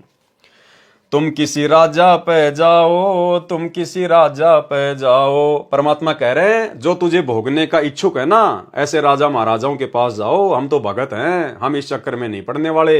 ये सब कुछ छोड़ छाड़ के तो हम आए हैं। हमारे गुरुदेव ने हमारे को यही तो ज्ञान दिया था कि हमने किसी भी प्रकार से माया के चक्कर में नहीं पड़ना। और ये माया तो सतलोक में बच्चों तुम्हारे चरणों की दासी है। चार मुक्ति जहां चंपी करती, माया होरी दासी। ये ब्रह्मा विष्णु महेश के पास में जो चार मुक्ति है, अर्थ धर्म काम मोक्ष, इनकी तरफ तो हम सतलोक में नजर उठा के भी नहीं देखेंगे, इतने सुख है वहां। जैसे किसी के घर में स्कॉर्पियो गाड़ी खड़ी है, वो साइकिल की तरफ देखता भी नहीं है। तो सतलोक जाने के बाद 21 ब्रह्मांड के सुख तो ऐसे हैं जिसके घर में स्कॉर्पियो के सामने साइकिल खड़ी हो। तुम किसी राजा पे जाओ, तुम किसी राजा पे जाओ, हमरे मन नहीं भाओ, हमरे मन नहीं भाओ। मैं तो अर्धंगी दासी, मैं तो अर्धंगी दासी। तो परमात्मा ने क्या समझाया कि आप भक्तों ने भी इसी प्रकार से जवाब देना है कि भैया मैं तो सतलोक का वासी हूं, अब मैं सतलोक का वासी होने जा रहा हूं, अब नहीं फंसने वाले। हम हैं अनहदपुर वासी, हम हैं अनहदपुर वासी, हमरा अनहद में डेरा, हमरा अनहद में डेरा। अंत ना पावेगी मेरा, अंत ना पावेगी मेरा। हम तो आदि जुगादनी जी, हम तो आदि जुगादनी जी। अरे तुझे माता कहूँ अकधी, अरे तुझे माता कहूँ अकधी। अब मैं देऊंगी गारी, अब मैं देऊंगी गारी। फिर दुर्गा नाराज हो गई जब देखा ना कि कोई दाव नहीं चल रहा, फिर वो डराने लगी। अब मैं देऊंगी गाली, अब मैं देऊंगी गाली। हम तो जोगी ब्रह्मचारी, हम तो जोगी ब्रह्मचारी। कि भैया हम तो सतगुरु के हंस हैं, सतगुरु के भक्त हैं, हमारे ऊपर गाली गलौज का कोई असर नहीं पड़ता है। आसन बांधूंगी जिंदा, आसन बांधूंगी जिंदा। गल में डारूंगी फंदा, गल में डारूंगी फंदा। आसन मुक्तारी माई, आसन मुक्तारी माई। तीनों लोक ना अंघाई, तीनों लोक ना अंघाई। हमरे द्वारे क्यों रोवो, हमरे द्वारे क्यों रोवो। किसी राजा राणे कूंजो, किसी राजा राणे कूंजो। कि मेरे पास में तेरी पार नहीं बसाएगी, तू ऐसों के पास जा जहां पर तेरी दाल गले। हमरे भांग नहीं भूनी, हमरे भांग नहीं भूनी। परमात्मा बोले हम ऐसे नहीं हैं जो किसी नशे वशे में आके भांग वांग पी के हैं, या किसी इच्छा के वशीभूत होके हम तेरे चक्कर में आ जाएंगे। हमरे भांग नहीं भूनी, हमरे भांग नहीं भूनी। माया शीस कूट रोणी, माया शीस कूट रोणी। फिर अंत में सिर पीट के दुर्गा भाग गई वहां से कि भैया ये तो कोई तगड़े संत की शरण में है, ये तेरे जाल में फंसने वाला नहीं है। हमरे भांग नहीं भूनी, हमरे भांग नहीं भूनी। माया शीस कूट रोणी, माया शीस कूट रोणी। तू तो जुगनी है खंडी, तू तो जुगनी है खंडी। मोरा फेर चली लंडी, मोरा फेर चली लंडी। चली गई दुर्गा। आगे शब्द लिखा है परमात्मा ने, आज मोहे दर्शन दियो जी कबीर, आज मोहे दर्शन दियो जी कबीर। सतलोक से चल कर आए, सतलोक से चल कर आए। काटन यम की जंजीर, आज मोहे दर्शन दियो जी कबीर, आज मोहे दर्शन दियो जी कबीर। थारे दर्शन से मारे पाप कटत हैं, थारे दर्शन से मारे पाप कटत हैं। निर्मल होवे जी शरीर, आज मोहे दर्शन दियो जी कबीर, आज मोहे दर्शन दियो जी कबीर। अमृत भोजन मारे सतगुरु जी मैं, अमृत भोजन मारे सतगुरु जी मैं। शब्द दूध की खीर आज मोहे दर्शन दियो जी कबीर, आज मोहे दर्शन दियो जी कबीर। हिंदू के तुम देव कहाए, हिंदू के तुम देव कहाए। मुसलमान के पीर आज मोहे दर्शन दियो जी कबीर, आज मोहे दर्शन दियो जी कबीर। दोनों दीन का झगड़ा छिड़ गया, दोनों दीन का झगड़ा छिड़ गया। टोए न पाए शरीर आज मोहे दर्शन दियो जी कबीर, आज मोहे दर्शन दियो जी कबीर। धर्मदास की अर्ज गुशाई, धर्मदास की अर्ज गुशाई। खेवा लगाइयो पर ले तीर आज मोहे दर्शन दियो जी कबीर, आज मोहे दर्शन दियो जी कबीर। मलुकदास जी को परमेश्वर कबीर जी संत रूप में मिले थे। उनको सत्यलोक ले जाकर वापस छोड़ा था, अपनी महिमा से परिचित करवाया। उसके पश्चात संत मलुकदास जी ने कबीर जी की महिमा का गुणगान किया। अगम निगम बोध के पृष्ठ 45 1735 पर मलुकदास जी का शब्द है। जपोरे मन साहेब नाम कबीर, जपोरे मन साहेब नाम कबीर। एक समय गुरु बंसी बजाई कालंदरी के तीर, एक समय गुरु बंसी बजाई कालंदरी के तीर। सुर नर मुनि सब चकित भये, रुक गया यमुना नीर। जपोरे मन साहेब नाम कबीर। काशी तज गुरु मगहर आए दो दिन के पीर, काशी तज गुरु मगहर आए दोनों दिन के पीर। कोई गाड़े कोई अग्नि जलावे, कोई गाड़े कोई अग्नि जलावे। नेक न धरते धीर, जपोरे मन साहेब नाम कबीर। जपोरे मन साहेब नाम कबीर। चार दाग से सतगुरु न्यारा अजरो अमर शरीर, चार दाग से सतगुरु न्यारा अजरो अमर। जगन्नाथ का मंदिर बचाया, जगन्नाथ का मंदिर बचाया। ऐसे गहर गंभीर, जपोरे मन साहिब नाम कबीर। जपोरे मन साहिब नाम कबीर। दास मलुक सलूक कहता है, खोजो कसम कबीर। संत दादू दास जी को कबीर जी ने शरण में लिया। श्री दादू जी को 7 वर्ष की आयु में जिंदा बाबा के स्वरूप में परमेश्वर जी मिले थे। उस समय कई अन्य हम उम्र बच्चे भी खेल रहे थे। परमेश्वर कबीर जी ने अपने कमंडल से कुछ जल पान के पत्ते को कटोरे की तरह बनाकर पिलाया तथा प्रथम नाम देकर सतलोक ले गए। दादू जी 3 दिन रात अचेत यानी कोमा में रहे, फिर सचेत हुए तथा कबीर जी का गुणगान किया। जो बच्चे श्री दादू जी के साथ खेल रहे थे उन्होंने गांव में आकर बताया कि एक बूढ़ा बाबा आया था, उसने जादू जंत्र का जल दादू को पिलाया था, परंतु दादू जी ने बताया था कि जिन मोकू निज नाम दिया सोए सतगुरु हमारे। दादू दूसरा कोई नहीं कबीर सिरजनहार। दादू नाम कबीर की जय कोई लेवे ओट। ताको कबू लागे नहीं काल बजर की चोट। केरी नाम कबीर है विषम काल गजराज, दादू भजन परताप से भागै सुनत आवाज।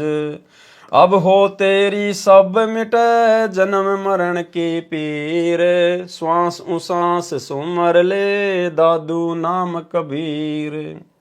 स्पष्टीकरण, संत मलुकदास जी तथा संत दादू दास जी को परमेश्वर संत गरीबदास जी की तरह सतलोक जाने के पश्चात मिले थे। ये प्रकरण कबीर सागर में नहीं था, बाद में लिखा गया है। अगम निगम बोध पेज 44 1734 पर नानक जी का शब्द है, वाह वाह कबीर गुरु पूरा है, वाह वाह कबीर गुरु पूरा है। पूरे गुरु की मैं बलि जाऊं, पूरे गुरु की मैं बलि जाऊं, जाका सकल जहूरा है, वाह वाह कबीर गुरु पूरा है, वाह वाह कबीर गुरु पूरा है। अधर दुलूचे पड़े गुरुवन के, अधुर दुलूचे पड़े गुरुवन के, शिव ब्रह्मा जासूरा है, वाह वाह कबीर गुरु पूरा है, वाह वाह कबीर गुरु पूरा है। श्वेत ध्वजा फरकत गुरुवन की, श्वेत ध्वजा फरकत गुरुवन की, बाजत अनहद तूरा है, वाह वाह कबीर गुरु पूरा है, वाह वाह कबीर गुरु पूरा है। पूर्ण कबीर सकल घट दरस, पूर्ण कबीर सकल घट दरस, हरदम हाल हजूरा है, वाह वाह कबीर गुरु पूरा है, वाह वाह कबीर गुरु पूरा है। नाम कबीर जप बड़े भागी, नाम कबीर जप बड़े भागी, नानक चरण को धूरा है, वाह वाह कबीर गुरु पूरा है, वाह वाह कबीर गुरु पूरा है। अगम निगम बोध पेज 46 पर प्रमाण दिया है कि महादेव जी के पूज्य इष्ट देव कबीर परमेश्वर जी हैं। ये बोध सागर से उसकी फोटोकॉपी है, जो कि ये बनावटी है। ये जो संस्कृत है ये किसी कबीर पंथी ने अपनी तरफ से बना के लिखी हुई है। ये फोटोकॉपी कबीर सागर के अध्याय अगम निगम बोध के पेज 46 की है। इसमें किसी अन्य ने यह महादेव पार्वती का प्रकरण लिखा है। यह शुद्ध संस्कृत नहीं है। फिर भी सच्चाई यह है कि पार्वती ने पूछा कि आप जिस कबीर की महिमा बताते हो वह कौन है। श्री शिव जी ने गोल मोल उत्तर दिया, कैसे कर्ता वैसे ब्रह्म तथा रैसे सब में रमणे के कारण परमात्मा कबीर कहलाता है। वास्तव में परमेश्वर कबीर जी तीनों देवताओं श्री ब्रह्मा जी, श्री विष्णु जी तथा श्री शिव जी को उनके लोकों में जाकर मिले थे, उनको शिष्य बनाया था। संत गरीबदास जी ने इसको बहुत अच्छा सत्य वर्णन किया है। वह इस प्रकार है, आदि अंत हमरे नाही, नई मध्य मिलावा मूल, ब्रह्मा ज्ञान सुनाइया धरी पिंडा अस्तूल। श्वेत भूमि को हम गए जहां विष्णु विशंबर नाथ, हरियम हीरा नाम दे अष्ट कमल दल स्वात। हम बैरागी ब्रह्म पद सन्यासी महादेव, सोहम नाम दिया शंकर को करे हमारी सेव। आप जी ने पढ़ा कि शिव जी ने कबीर जी को अपना प्रभु माना है। उपरोक्त वर्णन में परमेश्वर कबीर जी ने काल ब्रह्म तथा उसके पुत्रों की पूजा का ज्ञान तथा लाभ हानि बताई। परमेश्वर जी ने स्पष्ट किया है कि कबीर तीन देव की जो करते भक्ति, उनकी कबूना होवे मुक्ति। ब्रह्मा विष्णु महेश माया और धर्मराया कहिए, इन पांचों मिल प्रपंच बनाया, वाणी हमरी लइए। कबीर सागर के अध्याय कबीर चरित्र बोध का सारांश संपूर्ण हुआ। सत साहिब। तो भाइयों और बहनों, आज के वीडियो में केवल इतना ही। पूज्य गुरुदेव भगवान के आशीर्वाद से कल रात्रि 8 बजे फिर से एक नए वीडियो में एक विशेष जानकारी के साथ परमात्मा की बहुत ही मार्मिक वाणियां आदि ग्रंथ से, सदग्रंथ साहिब से परमेश्वर की वाणियों को हम पढ़ेंगे। अति आनंद आएगा क्योंकि ये स्वयं सिद्ध वाणियां हैं।